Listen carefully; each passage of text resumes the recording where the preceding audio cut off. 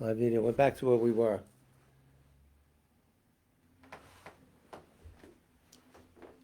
We're on. Hi, sorry for the delay. It's actually 7:03 here in the northeast of the United States. This is the Tibet Center, Kunchab Tarduling Buddhist Meditation and Study Center located in New York City in northern New Jersey, and we'll shorten the introduction. This is our twice weekly presentation of the Buddha Dharma. Sorry for the delay. Facebook was having problems. It wasn't us, but it seems to be solved now. So patience, patience, patience. I can't stand it. Tonight we've got a lot to do, so we'll get started right away. All the prayers we say are on the Tibet Center website.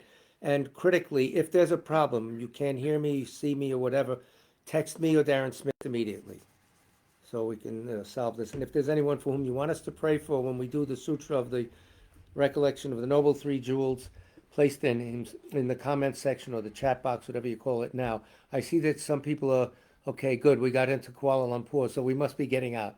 And Richard's alive. I see. That's good. All right. Prayer for the spreading of the teachings throughout the length and breadth of the West.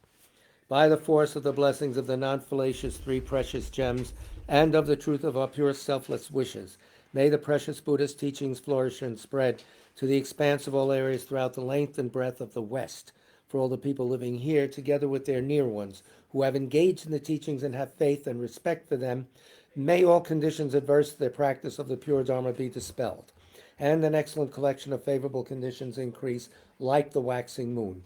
And especially for those who work on methods to accomplish the flourishing and spreading of the victorious one's teachings, which are the source of benefit and happiness, may they never be oppressed by masses of interference and adverse conditions, and may this spontaneously happen just as we have hoped and wished. The Heart Sutra. Thus have I heard once the Blessed One was dwelling in the royal domain of the Vulture Peak Mountain, together with a big gathering of great monks and great bodhisattvas. At that time, the Blessed One entered the samadhi which examines the dharmas called profound illumination, and at the same time, noble Avalokiteshvara, the bodhisattva, mahasattva, looking at the profound practice of transcendent knowledge, saw the five skandhas in their natural emptiness. Then, through the inspiration of the Buddha, Venerable Shariputra said to Avalokiteshvara, how should those noble ones learn who wish to follow the profound practice of transcendent knowledge? And Avalokiteshvara answered, Venerable Shariputra, whoever wishes to follow the profound practice of transcendent knowledge should look at it like this, seeing the five skandhas in their natural emptiness. Form is empty, emptiness itself is form, emptiness is not separate from form, form is not separate from emptiness. In the same way, feeling, discriminating awareness, compositional factors, and consciousness are empty. Thus all the dharmas are empty and have no characteristics. They are unborn and unceasing. They are not impure or pure. They neither decrease nor increase. Therefore, since there is emptiness, there is no form, no feeling, no discriminating awareness, no compositional factors, no consciousness, no eye, no ear, no nose, no tongue, no body, no mind, no appearance, no sound, no smell, no taste, no sensation, no objects of mind, no quality of sight, no quality of hearing, no quality of smelling, no quality of tasting, no quality of sensing, no quality of thought, no quality of mind consciousness. There are no nidanas from ignorance to old age and death, nor their wearing out. There is no suffering, no cause of suffering, no ending of suffering, and no path, no wisdom, no attainment, no non-attainment. Therefore, since there is no attainment, the bodhisattvas abide by means of transcendent knowledge, and since there is no obscurity of mind, they have no fear. They transcend falsity and pass beyond the bounds of sorrow. All the Buddhas who dwell in the past, present, and future by means of transcendent knowledge, fully and clearly awaken to unsurpassed, true, complete enlightenment. Therefore, the mantra of transcendent knowledge, the mantra of deep insight, the unsurpassed mantra, the unequaled mantra, the mantra which calms all suffering, should be known as truth, for there is no deception. In transcendent knowledge, the mantra is proclaimed, Tayata Om Gate Gate Para Sam Gate Bodhisoha. O Shariputra, this is how a bodhisattva, mahasattva should learn profound transcendent knowledge. Then the Blessed One arose from that samadhi and praised the bodhisattva, mahasattva of Avalokiteshvara, saying, Good, good, O son of noble family, profound transcendent knowledge should be practiced just as you have taught, and the Tathagatas will rejoice.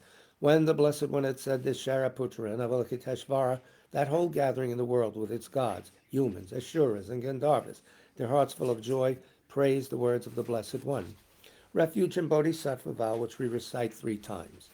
With the wish to free all beings, I shall always go for refuge to the Buddha, Dharma, and Sangha until I reach full enlightenment. Enthused by wisdom and compassion today in the Buddha's presence, I generate the mind for full awakening for the benefit of all sentient beings. As long as space remains, as long as sentient beings remain, until then may I too remain and dispel the miseries of the world. With the wish to free all beings, I shall always go for refuge to the Buddha, Dharma, and Sangha until I reach full enlightenment. Enthused by wisdom and compassion today in the Buddha's presence, I generate the mind for full awakening for the benefit of all sentient beings. As long as space remains, as long as sentient beings remain, until then may I too remain and dispel the miseries of the world. With the wish to free all beings, I shall always go for refuge to the Buddha, Dharma, and Sangha until I reach full enlightenment. Enthused by wisdom and compassion today in the Buddha's presence, I generate the mind for full awakening for the benefit of all sentient beings. As long as space remains, as long as sentient beings remain, until then may I too remain and dispel the miseries of the world. May all the pains of living creatures ripen solely upon myself, and through the might of the Bodhisattva Sangha, may all beings experience happiness. May the teachings which are the sole medicine for suffering and the origin of every joy be materially supported and honored and abide for a very long time. I prostrate to Manjagosha, through whose kindness wholesome minds ensue, and I prostrate to my spiritual masters, through whose kindness I develop. Those last three verses, if you haven't heard, are from the 10th chapter, the dedication chapter of Shantadeva's book, The Bodhisattva's Way of Life, or Bodhisattva Karivatara, or whatever. Anyway, a prayer for swift return, also on the website. This is His Holiness's prayer written to bring about the quick return of Rato Chungla Rinpoche. Exalted wisdom of all victors gathered in a drop soul refuge manifest in the form of the one wearing saffron robes, Guru Lozang Tubuang Dorje Chang, please bear witness here today that our prayers may be fulfilled. We beseech the great torch of doctrine, accomplishing from long ago the vast waves of aspirational prayers, Lord of speech of the Victor Lozang's teachings, spreading them to the ends of the earth by means of explanation and practice. Though holding the commitment, I will invite all beings to be my guests in unsurpassed great awakening. Yet you have withdrawn the activities of the form body that serves the welfare of others. Is that worthy of the supreme among beings, the Bodhisattvas? Though impossible for you till cyclic existence's end to abandon your commitment to liberate all beings, we beseech the new son of Nirmanakaya to swiftly return from the realm of Dharmakaya, brought forth by bodhicitta drawn by 7 steeds. Having reached the far limits of scholarship, religious life, and goodness, please come swiftly as an unrivaled supreme emanation, full holder of the sage's teachings and wish-fulfilling jewel. Return as the glory of Lozang Tenpe. Magnificent truth of the 3 precious jewels, Mahakala, Karma Yama, and Srimata Devi, and the ocean of Dharma protectors, may you spontaneously fulfill our wish, the swift blossoming of the reincarnation's fresh moonlight face. So sorry for the delay, but these things happen. Okay, technology, yeah, we love it, right? We'll start off with a bit of a science viewpoint. This is this wonderful book, which from time to time we quote here. It's called The Quantum and the Lotus. If you have any friends who are very interested in science, and it's a wonderful book. It's a dialogue between Mathieu Ricard, I can't pronounce French well, called sometimes the happiest man in the world. Very accomplished Nyingma practitioner. He's now on retreat. And Trinh Xuan Tuan, a astrologer at the University of Virginia. This is their dialogue. I think this was written in French in 2000. It's book's already 23 years old, but very relevant. And they discuss various scientific topics from a Buddhist point of view. So I'm just getting little excerpts from the book to whet your appetites in hopes that you, if this is your interest, this is your kind of interest in science and stuff, you might be encouraged to read the book or buy the book, whatever. The Buddhist part of it, the scientist is, I think, a Buddhist but not a studied one. I don't know. It doesn't matter. He's acting as a foil to Matthew. His description of emptiness is exactly the same as Tsong-kha-pa's presentation. Dependent arising, this and that, almost word for word. So he's well schooled. He's of the Nyingma sect. But he was also His Holiness's translator. He can translate to English and to French, so good for him. Wonderful human being. He's got a lot of videos on YouTube, so I suggest you take them. So this is from page, what are you doing? 32. Talking about, well, we'll first go for page 31 to lead into it. Matthew Ricard, they're talking about the French mathematician Simon de Laplace. Simon. And they're talking about, Laplace was talking to Napoleon, and when he gave Napoleon a copy of the great book on celestial mechanics, the emperor scolded him for not once mentioning the great architect, in other words, the deity or whatever. Laplace replied, "But your highness, I have no need of that hypothesis. Questions still remain, however. Why is there a universe? Why are there laws? Why was there a Big Bang?" We return to Leibniz's famous quotation, "Why is there something rather than nothing?" You may have wondered this. Why is there something rather than nothing? And it kept you awake many nights. No. For nothing is both simple and easier than something. Moreover, assuming that things must exist, there must be a reason why they exist, thus, and not otherwise. So Matthew Ricard replies. I like that. One reply would be the famous dictum of the 2nd century master Nagarjuna: since all is empty, all is possible. And the famous scripture Perfection of Wisdom says specifically, though phenomena appear, they are empty. Though empty, they appear. So now you're as confused as before, right? You have to think of these things. It's not a koan, but it's close. In Buddhism, emptiness isn't just the true nature of phenomena, it's also the potential that arouse propagation of an infinite variety of phenomena. To use a simple metaphor, the continents, trees, and forests can exist because space allows them to. If the sky were made of rock, nothing much would happen. In the same way, if reality were permanent and its properties too, then nothing would change. Phenomena could not appear, but because they have no intrinsic reality, they can have infinite manifestations. Now, you probably have to get used to these words in your mind if you're not studying Buddhism for a while. What does intrinsic mean? What are the ramifications of it? So if you don't have that at the tip of your mind, it's not going to make as much sense. But look into this. It's well worth it. And it's free. You just have to think. When you have understood that everything is intrinsically empty, it's easier to understand how things work in relative or conventional truth. Even though phenomena lack reality, quote, reality, they don't happen at random. This is the emptiness of Buddhism. It isn't nothingness, but rather the absence of any permanent and autonomously existing phenomena. So, the scientist Zhuan, let me pronounce his name right. Yeah, Trin Zhuan, then asked, yes, but many people associate emptiness with nothingness. You know, that's what I hear all the time. In the 19th century, Buddhism was accused of being nihilistic. And Matthew replies, that was a serious mistake. You fools. Yes, that was a mistake. We consider that there are two opposing and erroneous points of view: nihilism and materialistic realism. He coined a good term. The latter, which Buddhism calls eternalism, reifies the world by postulating the existence of immutable matter made of solid parts. We do this innately. We do it instinctively. We don't have to think, oh, I see this couch. It's made up of solid parts. It's this. Oh, no. That's our innate fallback or default position. It's wrong. It causes trouble. You have to see it, not get rid of it. You have to work with it. And that's that. But anyway, let him continue, and I should shut up.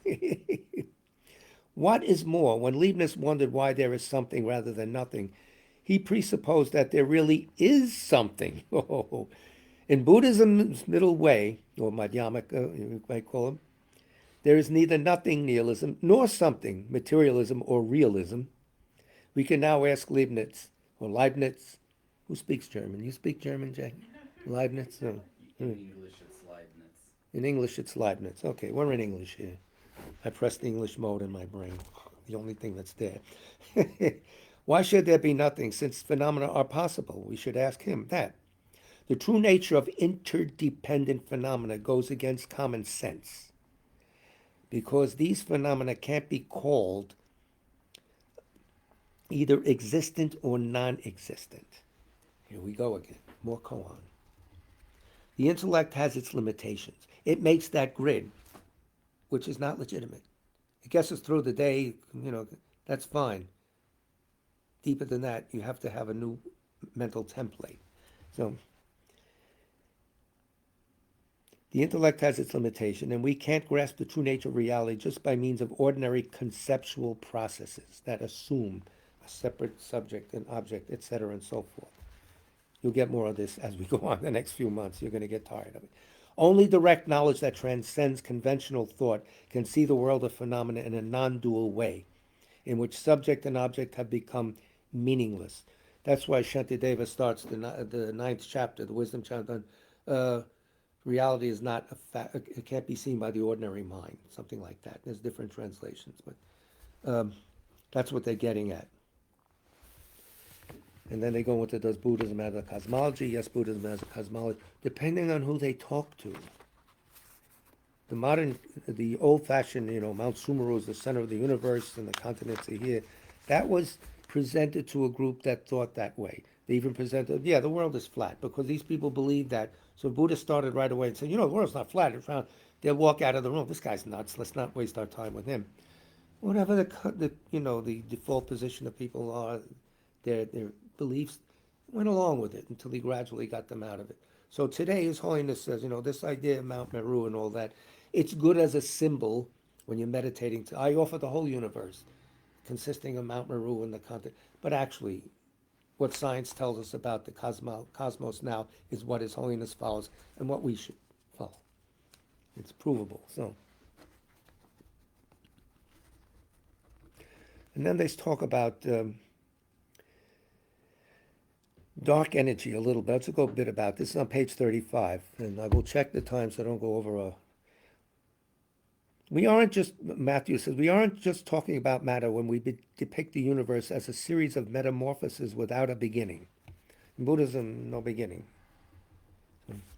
Consciousness has no start either. In Buddhism, the matter/consciousness duality, the so-called mind-body problem, is a false problem, given that neither of them has an intrinsic independent existence. It's a false problem. This is really different thinking than what we are not used to, but we should get used to it. The problem of the lack of any first cause for phenomena and consciousness falls into the category of what Buddhism would call inconceivable. Like Aristotle has the prime mover, the first cause, the deity, God created everything, etc., and so forth. So, and they go on, Matthew goes on, but we need not stand in dumb incomprehension in front of such mysteries unsolvable by the, quote, intellect. Certain things simply cannot be grasped using ordinary concepts. The idea of beginning is inconceivable. Therefore, the fruitions are inconceivable. Not because it be so long ago or far off in space, but because our discursive minds cannot stand back from that process of beginning in a way that is needed to transcend all concepts. We are locked into a form of thinking, a form of whatever they want to talk about, which is not real. Very valid for everyday life, not real for getting to the true nature of reality. That's what they're saying here. Concepts. That doesn't mean you throw out concepts. How are we learning? We're talking conceptually now. Well, they are. I'm not. I'm reading. Put it in its proper space. But we have the ability to expand the mind beyond our ordinary thinking. Thought patterns, whatever. Our ordinary way of thinking, Matthew goes on, emerged from that same process, and thus it can't place itself outside the chain of causes and so determine its own origin. So we stick ourselves in a box. That's not really there, by the way. Shh, don't tell anyone. Yeah, that's the whole deal. One or two more little vignettes here, little pieces of pastry here, mental pastry. They're talking about relative truth and Well, we'll start with the beginning of chapter 4, the universe in a grain of sand. And the intro to it says the concept of using the word concept here. Whoa. Of interdependence lies at the heart of Buddhist vision of the nature of reality and has immense implications in Buddhism regarding how we should live our lives. So this is not just theory. This is how you should live your life. For what purpose? To evolve to Buddhahood and to be always happy and blissful, and then bring others along with you. So that's it. Xintuan starts. As we learned in the last chapter, Buddhism rejects the idea of a principle of creation, create a deity, blah, blah, blah, as well as the radical notion of parallel universes. I never, I can't handle this one. Anyway, though it may accommodate the idea of multiple universes. Oh no. In Buddhism, the extraordinary fine tuning of the physical constants and the initial conditions that allowed the universe to create life and consciousness are explained by the interdependence of phenomena. I think it's time to explain more about this idea. So then Matthew responds, and I have my little note says, relative truth. So that's the topic of this thing. So Matthew says, to do so, we must first return to the concept of relative truth. Conventional truth, sometimes we call it. So in Buddhism, the perception we have of distinct phenomena resulting from isolated causes and conditions is called relative truth or delusion. He's laying it out. It is delusion. All right, that's what we live in and work in. But so our daily experience makes us think that things have a real objective independence, as though they existed all on their own and had intrinsic identities. But this way of seeing phenomena is just a mental construct. That doesn't knock you off your chair. You should start drinking. So, I'm not saying that. So it's a mental construct. Time, everything. So even though this view of reality seems to be common sense, it doesn't stand up to analysis. Hence the emphasis on careful logic, careful analysis, etc. Everyone has the idea of I sit quiet, I'll do this, and all of a sudden, boom, a white flash and I'm enlightened. It's not going to happen. No. At the end, it might. when you've already matured the mind to a certain point. I don't know. But what's taught here is the gradual analysis using our ordinary minds, calmly dissecting what we think is reality and coming to, and it's a happy conclusion. So, Buddhism instead, Matthew goes on, adopts the notion that all things exist only in relationship to others, the idea of mutual causality. An event can happen only because it's dependent on other factors. Buddhism sees the world as a vast flow of events that are linked together and participate in one another. The way we perceive this flow crystallizes certain aspects of the non-separable universe, thus creating an illusion that there are autonomous entities completely separate from us, an illusion that there are autonomous entities completely separate from us. In one of his sermons, the Buddha described reality as a display of pearls. Each pearl reflects all the others, as well as the palace whose facade they decorate, and the entirety of the universe. This comes down to saying that all of reality is present in each of its parts. Amen. It's all one. Well, and you say one, you imply two. It's more than that. So this image is a good illustration of interdependence, which states that no entity independent of the whole can exist anywhere in the universe. No entity independent of the whole can exist anywhere in the universe. But our minds think that. We isolate. This is this, and it operates over here. That's this over here. The army chain of command, he handles that, he handles that. Yeah, yeah. Good for everyday work, not good for getting out of jail, the samsara jail we're in. So the scientist comes back and says, well, this flow of events idea is similar to the view of reality that derives from modern cosmology. From the smallest atom up to the universe in its entirety, including the galaxies, stars, and humankind, everything is moving and evolving. Nothing is immutable. Yes, that's true. A good place to start. I mean, that we can convince us everything does change. Yeah. Now, get deeper into that. It's a lead into emptiness. It's not emptiness. Experience of impermanence is not experience of emptiness, but it's a lead in. That things we thought were a certain way, and we know that things are impermanent, but we don't really operate in that mode. Now we have to see impermanent is impermanent. That's it. So Matthew answers, not only do things move, but we see them as, quote, things only because we are viewing them from a particular angle. We mustn't give the world properties that are merely appearances. Phenomena are simply events that happen in certain circumstances. Buddhism doesn't deny conventional truth, the sort that ordinary people perceive or the scientist detects. It doesn't contest the laws of cause and effect or the laws of physics and mathematics. It quite simply affirms that if we dig deep enough, there is a difference between the way we see the world and the way it really is. And the way it really is, we've discovered, is devoid of intrinsic existence. So we'll probably end on that. It's enough. There's enough for next week, next class.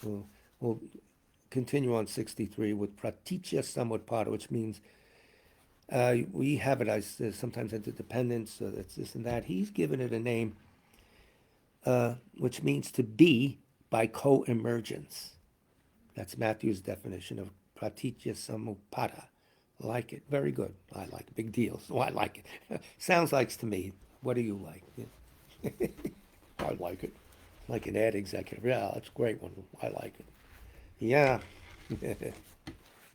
Ay, ay, ay.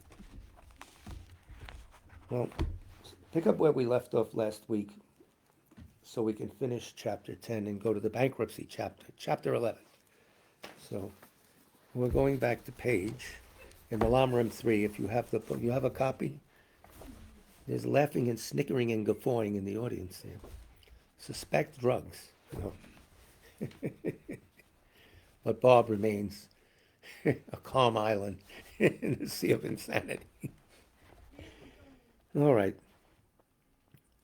Page 131 we left off. I'm just going to run through the last part of this 10th chapter so we get it down. It's mostly just quotes that are good to hear. Nagarjuna's quotes. What's better than listening to him? Elvis Presley? I don't know. Boy, is that my age showing. Hence the middle, like a third down the page, if you have the book.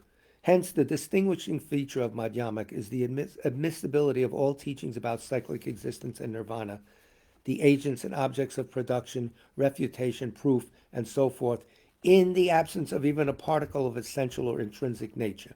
We were just talking about things intrinsically exist, but no, yes, they still function even though they don't have intrinsic nature. Remember the king accused the Nagasena, what do you mean, you're not this, you're not that? And the monk Nagasena said, how'd you get here in the chariot? Oh, the wheels of chariot? The axle of the chariot? I can't see a chariot, yet it got you here. So that's the idea we're talking about still. He quotes the 24th chapter of Nagarjuna's fundamental treatise, which we read in class, very short, just to get the taste of it in our minds for the future lives. That's the key chapter. Nagarjuna says the reductio, expressing the fallacy that all is untenable, is not right about emptiness. Thus, forsaking emptiness as you have is not right for me. For those whom emptiness makes sense, everything makes sense. For those, this is not hard. This is easy. We're just used to the other way of thinking. We're getting a text. I hope it doesn't mean we're offline again. Signal interruption. Are you still getting it? We're checking. Hang on. Back on. It's spotty. Okay, we apologize. It's Facebook because everything else works, all the other websites. We have technical help in the audience. So Elon Musk is here. He's in the next room writing a check to the Tibet Center. I love him. Love the guy. So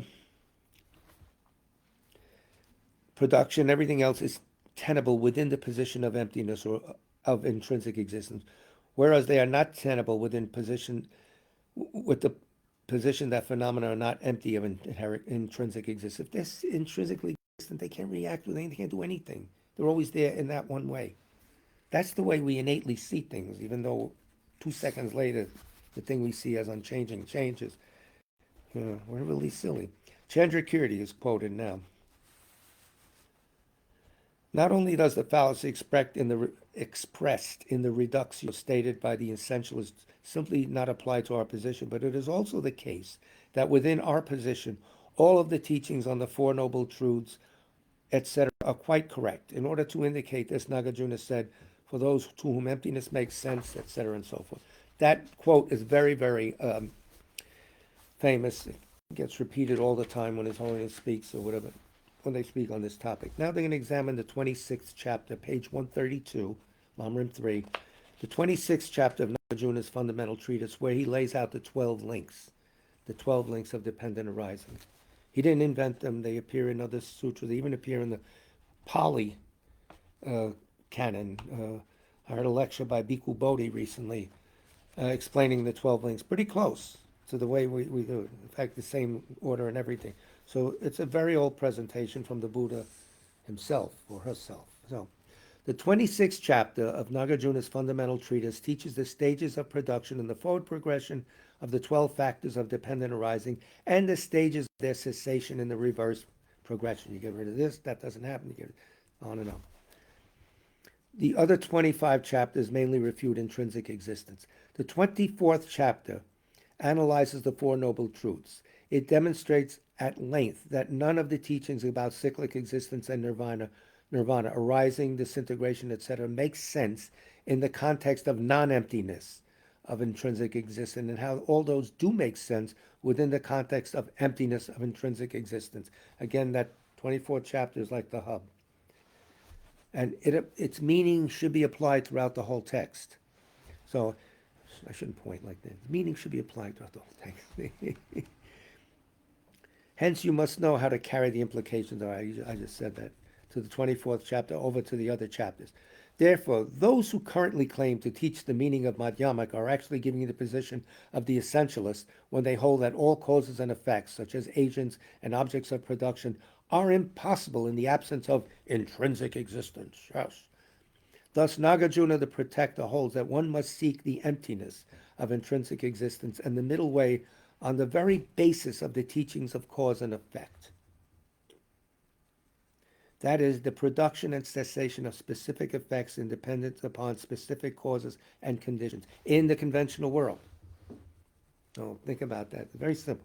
The 24th chapter of Nagarjuna's fundamental treatise says that which arises dependently we explain as emptiness. This emptiness is dependent designation. In other words, this is the middle way. Because there is no phenomenon that is not a dependent arising, there is no phenomenon that is not empty. You could walk around with this and look around. Oh, is this a dependent arising? Is that? That's a meditation you can do, roaming about the world ordinarily, enough to sit on a cushion. Is everything a dependent arising? Dependent on what, you might ask? 3 types. Depending on its physical cause, sprout came about because of the seed and its conditions, etc. Depending on its relationship of whole and parts, and most subtly depending on a designating consciousness. So that makes the link between the observer and the observed, or whatever you want to call it, subject and object. So, thus, on page 132, all the way down the bottom of the page, last paragraph, thus Nagarjuna says that dependent arisings are necessarily empty of intrinsic existence. If it arises dependently, it's empty of intrinsic existence. You may not see it that way, but look carefully. Do not turn this statement on its head. Moving to Australia, no. Do not turn this statement on its head by claiming that which is produced in dependence on causes and conditions must intrinsically exist. Wrong. So it's hard to get used to that, but that's something we have to do. I remember getting lectured by this on this by Rinpoche, not me, the whole class. Again, he quotes Nagarjuna, for whomever emptiness makes sense, everything makes sense. For whomever emptiness makes no sense, nothing makes any sense.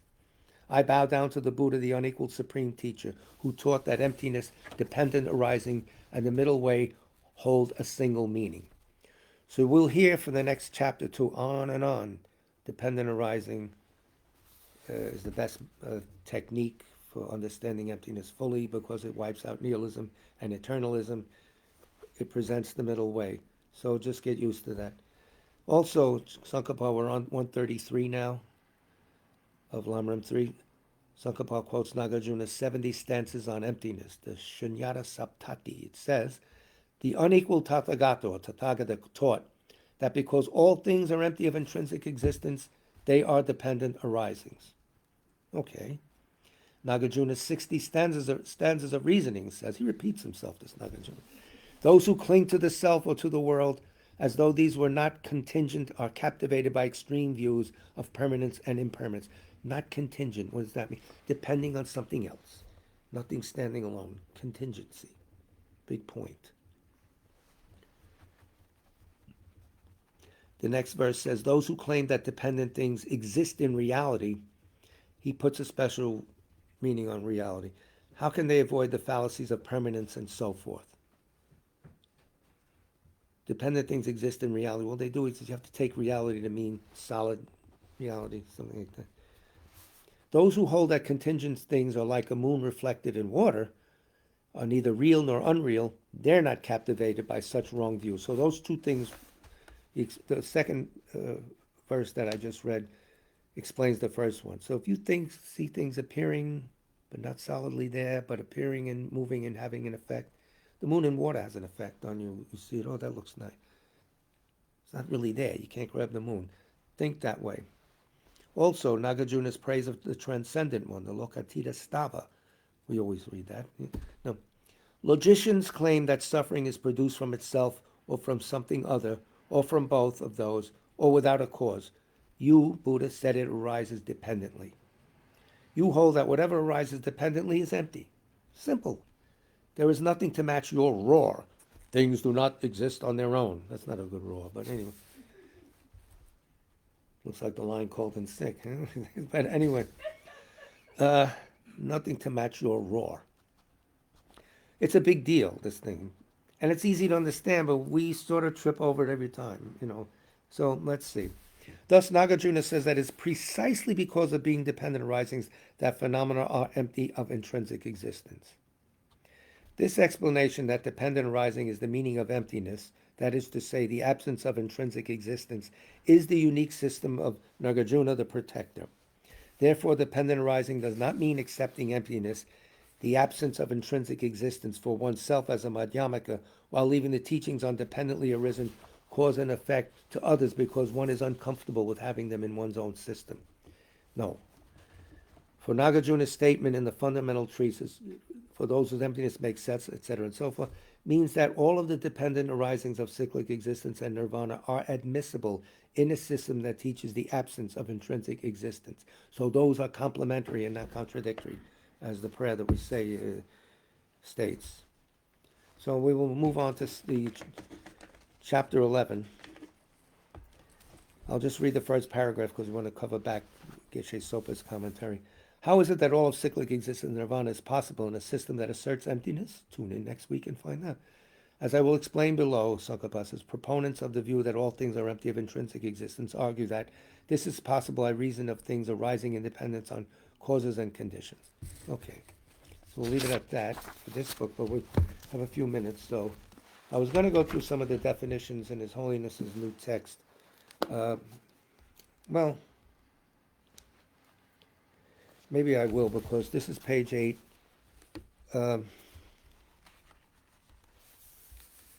It's a technique for understanding emptiness. I think I did this before. We'll hold off on this. Let me check. But here he's going to define the 5 skandhas, which we use all the time when they say the eye observes the aggregates and then conceives of an independent self.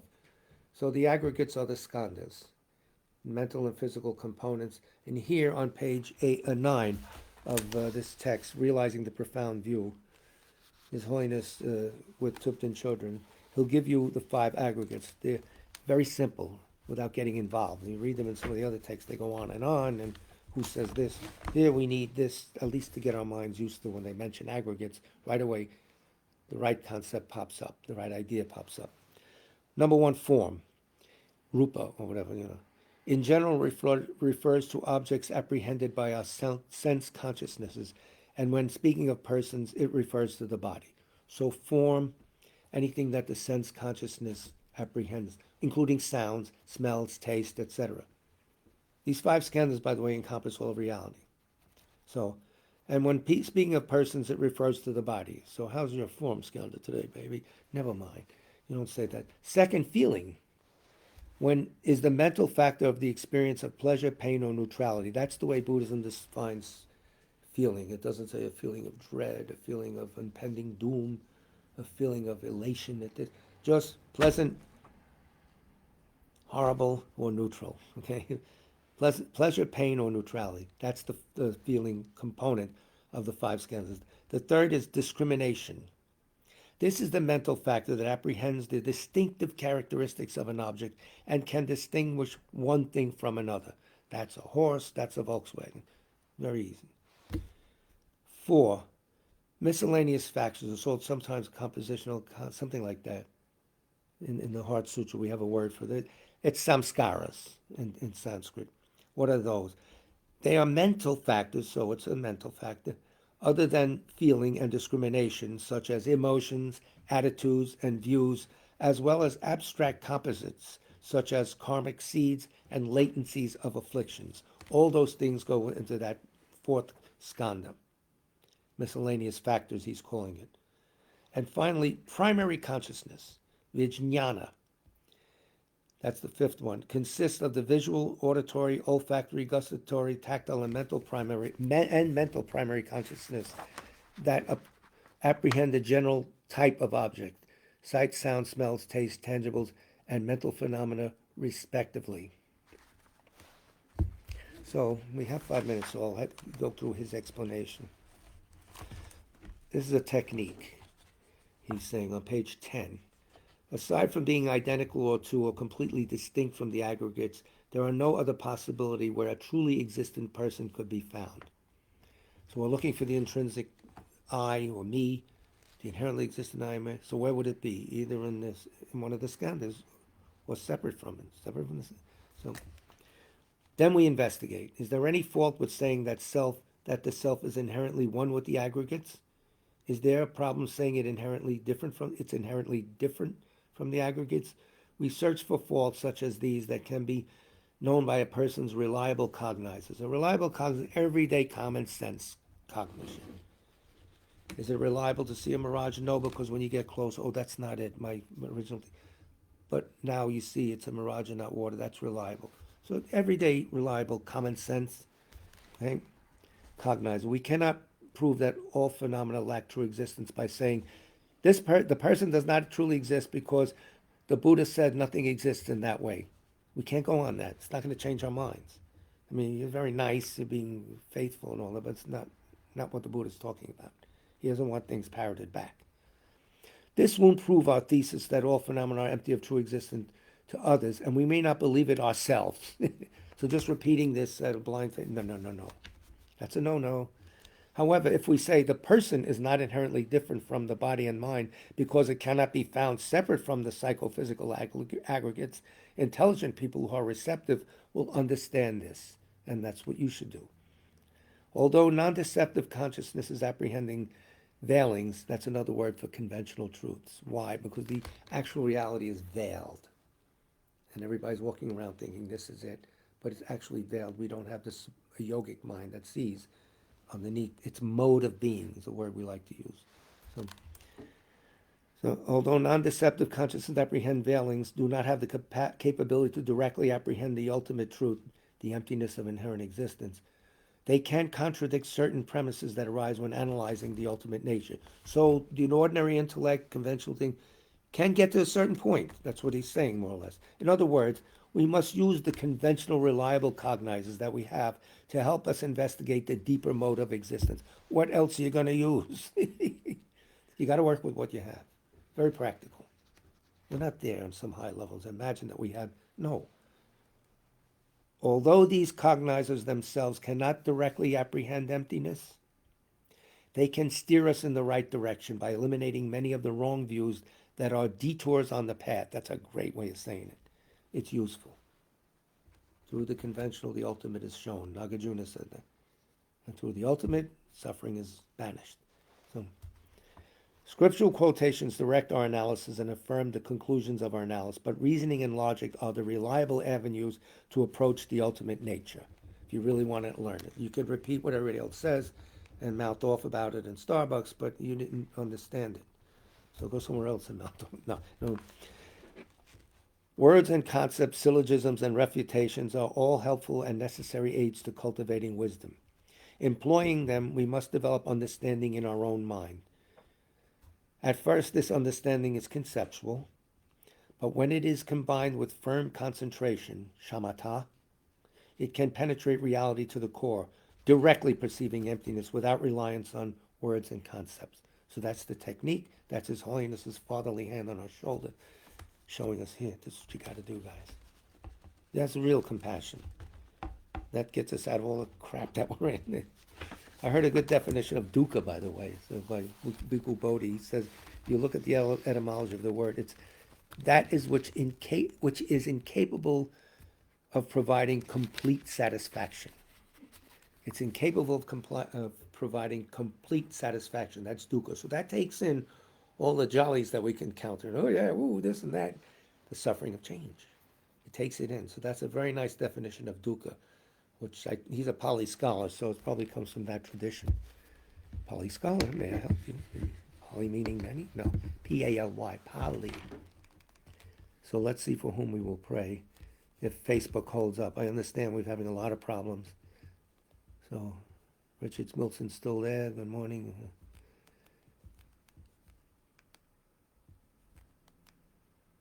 Request prayers for Antea Kavarlopolu, health difficulties. Antea Kavarlopoulo. Yes, we'll do that on Saturday because this is prayers for people who have passed.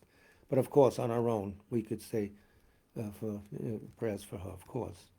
Yasu, yes, right? Nay, yes. She sounds like has a Greek name. Thank you. Yes, Bill Kamen. Hello all. Yuan Huang. Happy New Year thing. Xiang Tring, who are we holding? Hold on. This thing keeps dropping out. I can't read. We're praying for Xiang Tring and Wang Yu Kim. Please forgive me if I mispronounce it, Bing. I'm so sorry.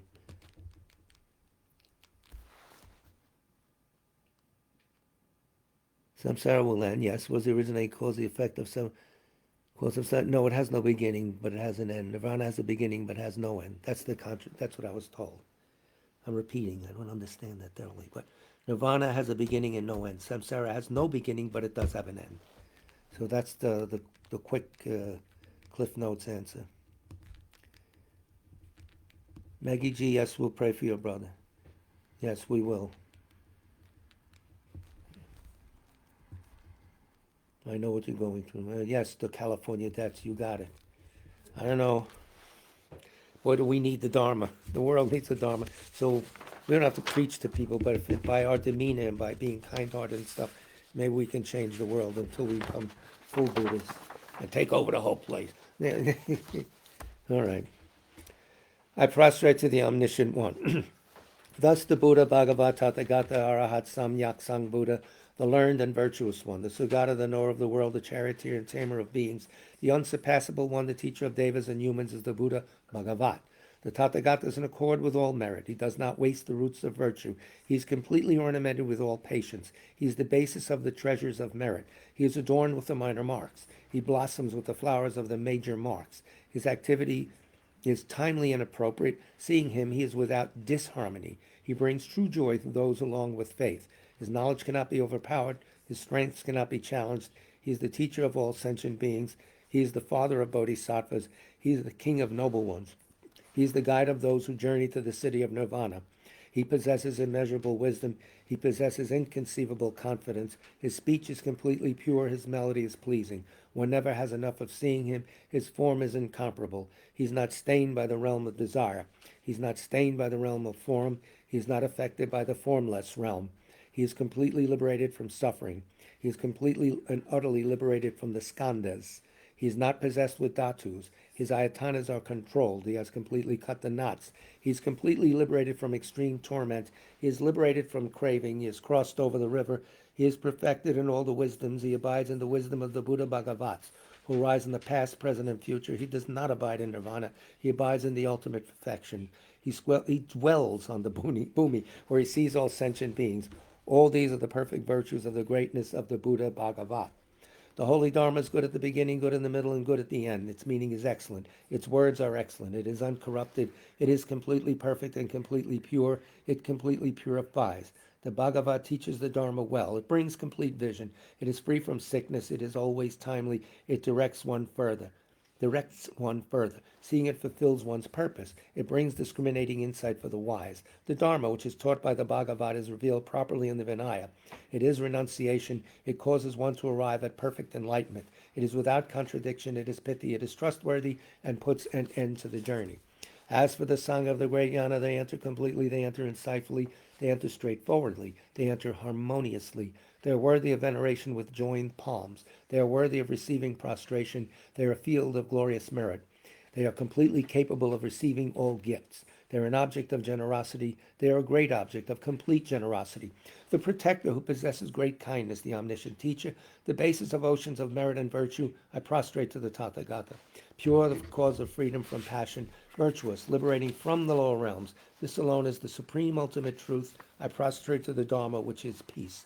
Having been liberated, they show the path to liberation. They are fully dedicated to the disciplines. They are a holy field of merit and possess virtue. I prostrate to this Sangha. I prostrate to the Buddha, the leader. I prostrate to the Dharma, the protector. I prostrate to the Sangha, the community. I prostrate respectfully and always to these three. Here we go. The Buddha's virtues are inconceivable. The Dharma's virtues are inconceivable. The Sangha's virtues are inconceivable. Having faith in these inconceivable, therefore the fruitions are inconceivable. May they be born in a completely pure realm. Inconceivable beyond the scope of the ordinary intellect, but knowable. So, and it was suggested by His Holiness Dalai Lama that we recite this prayer for the flourishing of J. Tsong-kha-pa's teachings on the website, of course, where else, as the expedient means for the quick return of Rato Chungla Rinpoche. Though he's the father, producer of all conquerors, as a conqueror's son, he produced the thought of upholding the conqueror's dharma in infinite worlds. Through this truth, may the conqueror Losang's teachings flourish. When of yore in the presence of Buddha Indraketu, he made his vow, the conqueror and his offspring praised his powerful courage. Through this truth, may the conqueror Losang's teachings flourish. That the lineage of pure view and conduct might spread, he offered a white crystal rosary to the sage, who gave him a conch and prophesied. Through this truth, may the conqueror Losang's teachings flourish. His pure view, free of eternity or destruction, is pure meditation, cleansed of dark, fading, and fog. His pure conduct, practiced according to the conqueror's orders, may the conqueror Losang's teachings flourish. Learned, since he extensively sought out learning. Reverent, rightly applying it to himself. Good, dedicating all for beings in the doctrine, may the conqueror Losang's teachings flourish. Through being sure that all scriptures, definitive and interpretive, are without contradiction, advice for one person's practice, he stopped all misconduct. May the conqueror Losang's teachings flourish. Listening to explanations of the three Pitakas, realized teachings, practice of the three trainings, his skilled and accomplished life story is amazing. May the conqueror Losang's teachings flourish. Outwardly calmed and subdued by the hearer's conduct, inwardly trusting in the two stages practice, he allied without clash the good paths of Sutra and Tantra. May the conqueror Losang's teachings flourish.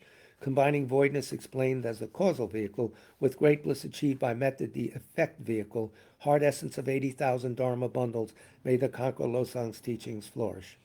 By the power of the ocean of oath-bound doctrine protectors, like the main guardians of the three beings paths, the quick-acting Lord Vaishravana Karmayama, may the conqueror Losang's teachings flourish. In short, by the lasting of glorious gurus' lives, by the earth being full of good, learned, reverent holders of the teaching, and by the increase of the power of its patrons, may the conqueror Losang's teachings flourish. 8 verses on training the mind. With the determination to accomplish the highest welfare of all sentient beings who surpass even a wish-granting jewel, I will learn to hold them supremely dear. Whenever I associate with others, I will learn to think of myself as the lowest amongst all, and respectfully hold others to be supreme from the very depths of my heart. In all actions, I will learn to search into my mind, and as soon as a disturbing emotion arises, endangering myself and others, I will firmly face and avert it. I will learn to cherish ill-natured beings and those oppressed by strong misdeeds and sufferings, as if I had found a precious treasure difficult to find. When others out of jealousy treat me badly with abuse, slander, and so on, I will learn to take all loss and offer the victory to them. When the one whom I had benefited with great hope unreasonably hurts me very badly, I will learn to view that person as an excellent spiritual guide. In short, I will learn to offer to everyone without exception all help and happiness directly and indirectly, and respectfully take upon myself all harm and suffering of my mothers. I will learn to keep all these practices undefiled by the stains of the 8 worldly concerns, and by understanding all phenomena as like illusions, be released from the bondage of attachment. So there's a Tara practice this Saturday, coming Saturday 28th at 1 o'clock here in the parsonage in South Orange, New Jersey, the corner of North Ridgewood Road and Montrose. The directions are on our website. We start at 1. The program takes about 45 minutes or so, and then we have refreshments. And then the next Dharma class will be 7 o'clock, the 30th. And that's it for the time being. Sorry that we had technical difficulties. We got to live that way. I understand. Anyway, thank you so much for your kind, patient listening. Big love to all of you.